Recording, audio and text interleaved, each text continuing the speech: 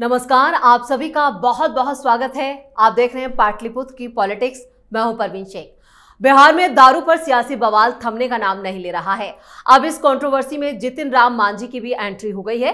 केंद्रीय मंत्री जितिन राम मांझी ने कहा कि तेजस्वी यादव शराब पीते होंगे। मांझी यही नहीं रुके, उन्होंने यह आरोप लगाया कि तेजस्वी यादव तस्करी में लीन होंगे, इसलिए उनको पता है कि कहां कहां शराब मिलती है, जिस पर आरजेडी की तरफ से भी तीखा वार किया गया है। आरजेडी प्रवक्ता शक्ति यादव ने मांझी पर पलटवार करते हुए कहा, अपने गिरेबान में झांके, आप दारू के सप्लायर और सरदार ना बने। याद कीजिए, आप कहते रहते थे कि गरीब लोगों को जेल में शराबबंदी के नाम पर धकेला जा रहा है। केंद्र में मंत्री बन गए तो अब बयान बदलने लगे। कौन था जो बोतलों के साथ पकड़ा गया था, आप भूल गए क्या? इस बीच कांग्रेस को लेकर भी एक बड़ी खबर सामने आई है। जब सभी राजनीतिक दल 2025 चुनाव की तैयारी में जुटे हैं, तो वहीं कांग्रेस के नेता और कार्यकर्ता पिछले 8 सालों से प्रदेश कमेटी के गठन के इंतजार में हैं। पार्टी से जुड़े नेताओं की माने तो 8 साल पहले कांग्रेस की प्रदेश कमेटी का आखिरी बार गठन किया गया था और उसके बाद से पार्टी से जुड़े सारे नेता और कार्यकर्ताओं के हिस्से में सिर्फ इंतजार है। तो कैसे मांझी के बयान पर छिड़ी है महाभारत और क्यों अपने हाल पर आंसू बहा रहे हैं कांग्रेस नेता? इसी पर चर्चा के लिए स्टूडियो में मौजूद है कैपिटल टीवी के editor in chief doctor Manish Kumar. Sir, आपका बहुत बहुत स्वागत है। धन्यवाद। दारू पर पॉलिटिक्स है कि थमने का नाम नहीं ले रही है। देखिए, ये एब्सोल्युटली नॉनसेंस। केंद्रीय मंत्री है तो कोई पूर्व डिप्टी सीएम है तो कोई मुख्यमंत्री का परिवार है, यही पॉलिटिकल डिस्कोर्स है कि कौन कब कहां दारू पिया, कहां कौन पकड़ा गया, कौन कहां किस होटल में गया, कौन नाच देख रहा था, कौन गांजा पी रहा था, यही डिस्कोर्स चलेगा। ये पब्लिक बेवकूफ है जो इन लोगों को वोट करती है। आपको मौका मिला है, सत्ता में आप आए हो, राजनीति में आप हो, लोग आप पे यकीन करते हैं, उसका आप यही सिला देते हो।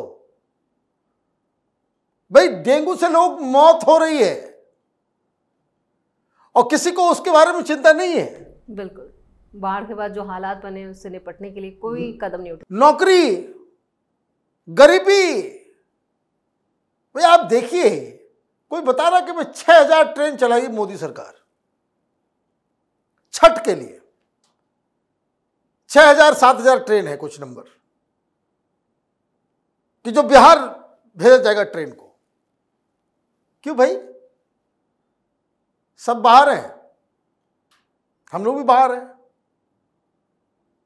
बाहर भाई, बिहार सुधरेगा तब तो लौटेंगे लोग। तो ये मुझे तो लगता है कि ये बेकार की चीजें हो रही है। लेकिन इस बीच एक खबर अररिया से आई है जी। एफआईआर दर्ज कर दिया गया है गिरिराज सिंह के खिलाफ, और जिस शख्स ने एफआईआर दर्ज कराई है उसका ये कहना है कि गिरिराज सिंह ने जो भाषण दिया उससे भावनाएं जो है वो हमारी आहत हुई है और डर लग रहा है, हम खौफ के साए में जी रहे हैं। दिखता तो नहीं है। तो खैर, एफआईआर उन्होंने दर्ज कराया है, पुलिस इन्वेस्टिगेशन करेगी। लेकिन मैं ये जानने में इच्छुक हूँ कि कोई एफआईआर दर्ज हुआ उसके खिलाफ जो दीपावली और छठ का जो पोस्टर जो है, बैनर होर्डिंग जो है वो फाड़ रहा था। 2 लोग तो वीडियो में नजर आ रहे हैं ऊपर। उस पर कोई कार्रवाई हुई? उस पर कोई एफआईआर हुआ या उसके ऊपर कोई इन्वेस्टिगेशन हुआ? एफआईआर करने वाले को नेतागिरी करना होगा, आगे वार्ड कमिश्नर लड़ेगा, एमएलए लड़ेगा। इसलिए आप जो है आगे बढ़ करके जो है हमने एफआईआर, या फिर पता नहीं क्या है नहीं है, चीजें खत्म हो गई तो बहुत सारे लोगों को, सेकुलर जमातों को जो है वो दिक्कत हो गई। ये मुस्लिम समाज को ऐसे ही बेवकूफ बनाते हैं लोग। भाई, गिरिराज सिंह की यात्रा थी, ठीक है, यात्रा कर लो भाई, और मुसलमानों को जो है झंडा उंडा टाटा बाय बाय करना चाहिए कि भाई आइए जाइए, खत्म हो जाएगा मामला। लेकिन उससे पेट का दर्द शांत नहीं होगा ना ये सेकुलर पार्टियों की, कि वहां मुस्लिम वोटर ऑलरेडी हमको आरजेडी को वोट नहीं कर रहा है। पिछली बार जो है सब 5-5 सीट उठा के लेके चले गए ओवैसी साहब, फिर वही हाल होगा क्या? फिर से हम वही 60-70 सीट पर लटक जाएंगे, फिर से मुख्यमंत्री नहीं बन पाएंगे क्या? चिंता उनकी ये है, और लड़ रहा है मुसलमान। अजीब कहानी है। दुनिया का सबसे, जो हिंदुस्तान का सबसे गरीब इलाका है ये किशनगंज, पूर्णिया, कटिहार,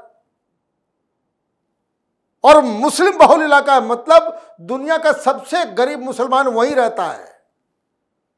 आपको बेवकूफ बनाया जाता है, आप बेवकूफ बन करके जो है वो आरजेडी का, उसने कह दिया भाई अब तो तेजस्वी यादव हमारे साथ है। कोई तुम्हारे साथ नहीं है, कोई तुम्हारे साथ नहीं है, और यही हाल रहेगा। सच्चर कमेटी बता ही रही है, दलितों से बदतर स्थिति हो गई है मुसलमानों की, और उसके बाद भी कोई बदलाव नहीं होता है, उसके बाद भी कोई जो है कोर्स करेक्शन नहीं होता है, उसके बाद भी अगर शिक्षा जो है सही ढंग से मुस्लिम समाज में नहीं पहुंचता है, तो अभी तो यही बताया जा रहा है कि दलितों के जैसे हो गए।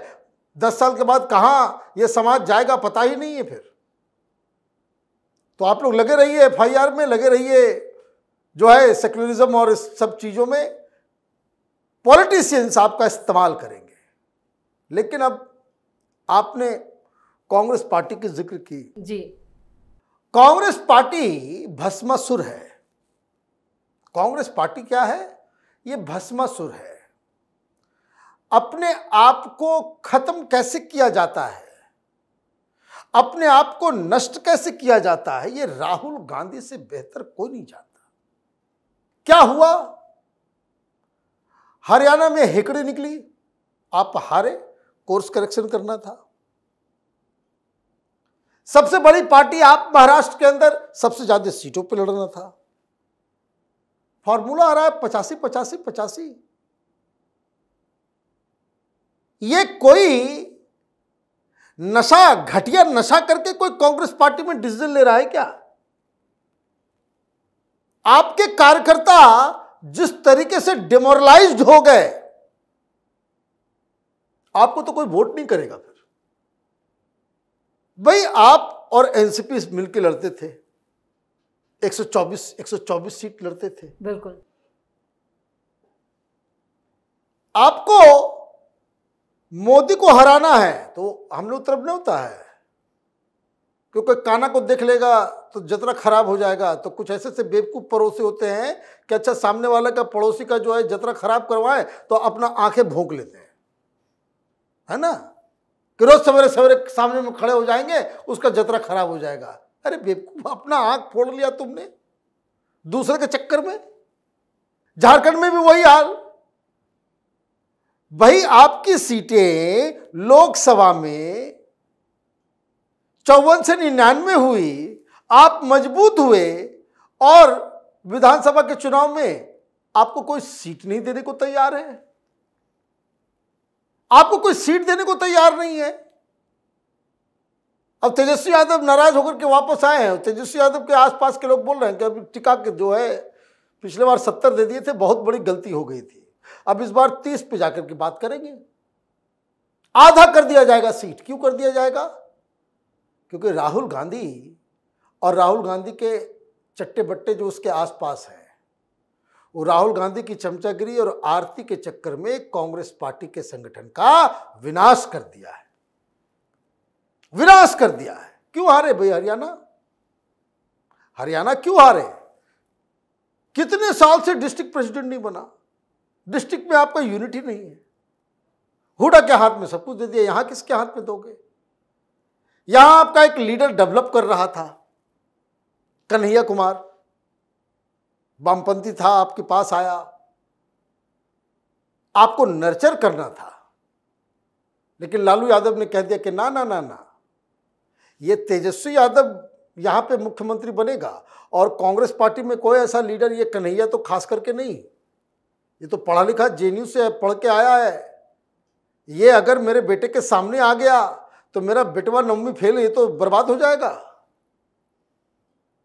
तो राहुल गांधी को कहा गया कि भाई अपने नेता को बाहर भगाओ यहां से, बिहार में कन्हैया राजनीति करेगा तो हम कोई गठबंधन नहीं करेंगे। और ये राहुल गांधी फिर पैर में कुल्हाड़ी मार लिए, उसको उठा करके भेज दिया दिल्ली। दिल्ली में हार गया। दिल्ली में जब से हारा उसके बाद कन्हैया कुमार का पता ही नहीं कहाँ है। और कन्हैया कुमार इतना बढ़िया रैलियां कर रहा था बिहार के अंदर में, कांग्रेस पार्टी को वो पुनर्जीवित कर दिया होता। इसे मैंने कहा भस्मासुर। ये राहुल गांधी, इनकी नीतियां कांग्रेस पार्टी के लिए भस्मासुरी इफेक्ट डाल रहा है। भाई क्यों नहीं बुला रहे हो कन्हैया को?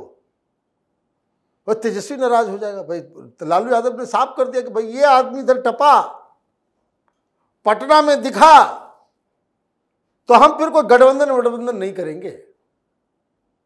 सबसे ज्यादा बिहार के हर डिस्ट्रिक्ट में कांग्रेस पार्टी का ऑफिस है, झाड़ झंकार हो गया है। हर डिस्ट्रिक्ट में कांग्रेस पार्टी का दफ्तर है।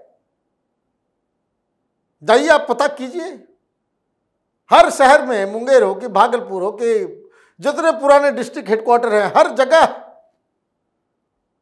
क्या है वहां तो कोई कांग्रेसी कोई चुनाव लड़ा था या कांग्रेसी लीडर था, या बहुत जगह पे तो वो झाड़ झंकार हो गया है।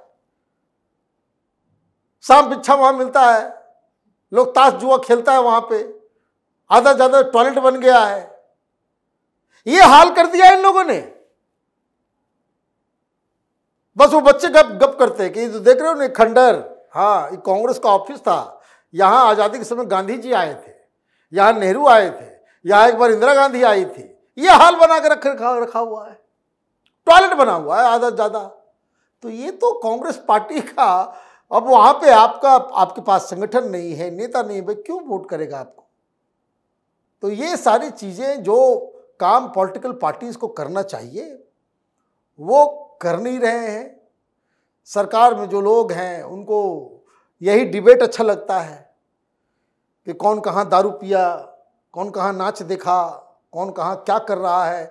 यही सब करते करते तो लोगों को जो है वो खत्म हो गया। क्यों? क्योंकि लोगों को मालूम है कि चुनाव आएगा, जात जात खेलेंगे, सब जात के नाम पे वोट करेगा। कास्ट कॉम्बिनेशन मेरा इधर, वो महादलित इधर, वो दलित इधर, तो वो यादव इधर, तो तेली इधर, तो सूढ़ी इधर, तो कुशवाहा इधर, पासी इधर, यही सब करा करके राजनीति कर लेंगे। पब्लिक बेवकूफ है। तो ऐसे ही रहिएगा, ऐसे ही बिहार चलेगा। लेकिन जो लोग आशा देने के लिए आ रहे हैं, पीके जैसे लोग, उनसे भी सतर्क रहने की आवश्यकता है।